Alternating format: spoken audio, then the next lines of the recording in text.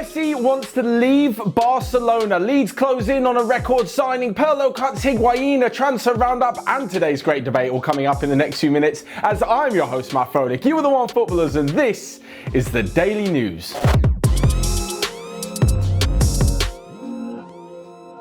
First off, and yes, I cannot believe I'm saying it. No one would have ever thought it would happen, but Lionel Messi wants to leave Barcelona. I can only imagine how Real Madrid fans are reacting right now. Anyway, yesterday, Barcelona and his team of lawyers sent a fax, yes, that's right, a fax to Barcelona stating that the Argentinian wants to leave the club. After 16 years in the first team, this is utterly inconceivable. It's the maddest day in football history, the biggest transfer in football history. I'm not talking about numbers, or whatever the number will be, whether it's on a free or whether a team pays millions or it's more or less than the 222 million euros that Neymar cost PSG. It is the biggest transfer in football history. Utterly insane, as you can tell by my excitement. Basically, Messi thinks that he can leave on a free transfer because he has a clause in his contract which says he can leave at the end of every season. This is basically a loyalty clause that was added into his recent contracts because Barcelona obviously know what he's given to the club in his years in the first team and all the success that he's brought them both on the pitch and financially off the pitch as well. The thing is, apparently Messi only has until June the 10th to exercise this right every season, and now, or obviously past June the 10th, they want to charge a fee for him because, well, he's not allowed to leave on a free. The thing is, Messi and his team believe that because of lockdown and because the season's been extended, he can still exercise his right to leave. It's all getting a bit confusing, and it seems like the only way that he's going to stay is if President Josep Bartomeu resigns. Doesn't look like it's going to be happening at the moment. There are reports he has. There are reports he was thinking about it before the meeting. There's reports that a meeting hasn't even taken place. Everything is developing second by second, and at time of filming, that is the latest. Of course, by the time this comes out and later on into the afternoon, things may change. As to where he's going to end up, it seems, according to reports, the most likely destination is Manchester City. United were linked with him because, of course, they were. It's Manchester United and a transfer. PSG were reportedly willing to offer him 900,000 euros a week after tax, which just seems typically PSG. And Manchester City obviously have that link with Pep Guardiola, and they're the only ones who have money to spend as well. They can not only put in his wages, but they'll probably pay a little bit of a transfer fee as well if Barcelona manage to get the ruling that they can demand a fee, even if it won't be something utterly ridiculous for a player with only 1 year left on his contract. And it looks like, finally, after all this nonsense, we'll be seeing Messi in another shirt. I mean, it's not really something you can think of. Sure, it was a bit of a shock when Cristiano Ronaldo left Real Madrid, but he's played for other clubs. This is Lionel Messi we're talking about. What it does mean, though, and is, I've had this thought, doesn't mean the end of the excitement in La Liga to people who aren't fans of La Liga. Like, put it this way, when Ronaldo left, it obviously meant the end of the Ronaldo-Messi rivalry. They captivated the whole world in Clásicos for absolute years. They were still big in their own right, and it brought a lot of attention because of Ronaldo to Serie A.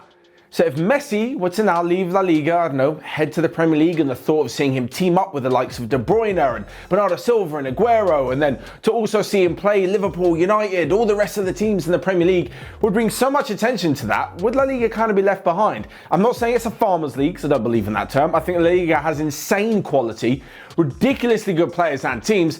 I just think that the glamour and the attraction and all the stuff that kind of comes with modern football might not be there should the magician leave the league. Anyway, on from that bumper piece of news into another piece of news, and it's a big deal for Leeds, even though it's not quite Lionel Messi leaving Barcelona level news. They are signing Rodrigo from Valencia for around 40 million euros, a club record fee, and they're really making some ambitious signings as they return to the Premier League. Now, I spoke about it before on the channel, sometimes it can go utterly wrong.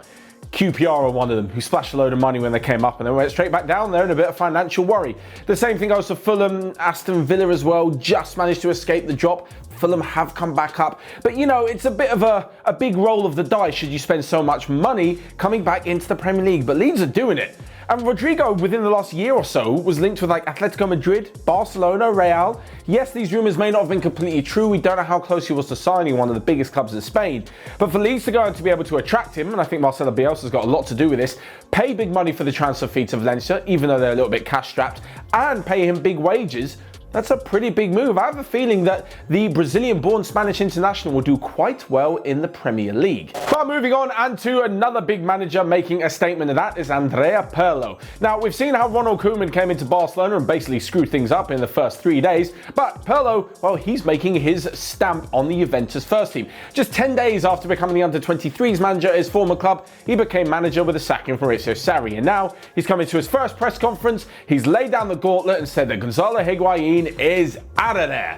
Now, that was probably what we saw coming, but at least he's got the balls to actually go ahead and do it. And just for you wondering what that Ronald Koeman thing was about, well, apparently he said to Lionel Messi, "Your privileges here are over."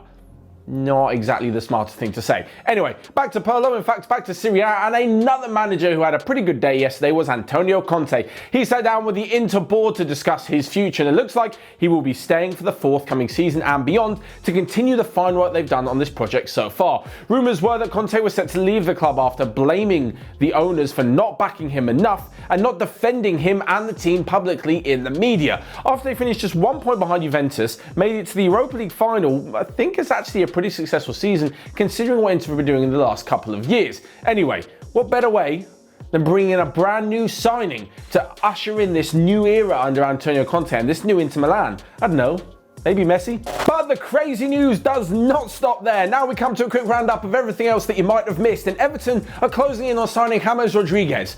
What is going on in the football world? Apparently Carlo Ancelotti was enough to attract his former player to Goodison Park, and around 25 million plus 8 million in add-ons is enough to see him make the switch to the Premier League. Alongside this, and Chelsea are close to signing Malang Sarr on a free transfer after he left Nice and a 5-year contract. Brahim Diaz is close to leaving Real Madrid for AC Milan on a loan deal, and Harry Maguire, after being arrested and sentenced in Greece, has been dropped from the England squad. An England squad which somehow still doesn't contain Jack Grealish. Lastly but not least, then we come to this week's great debate, and it's a bit of a Champions League themed question from the guys in the Onefootball newsroom. They want to know your answers in the comment section below, and you can find my answer and all of their answers in the relevant article in the Onefootball app. So the question is, who will be able to compete with Bayern Munich next season in the Champions League? Now, in my opinion, given the recent developments surrounding a little player known as Lionel Messi potentially moving to Manchester City, I think they'll be the ones to challenge Bayern Munich. Now, I know they seem to bottle it every year. They seem to completely cock it up, and Pep Guardiola overthinks things and things get ruined.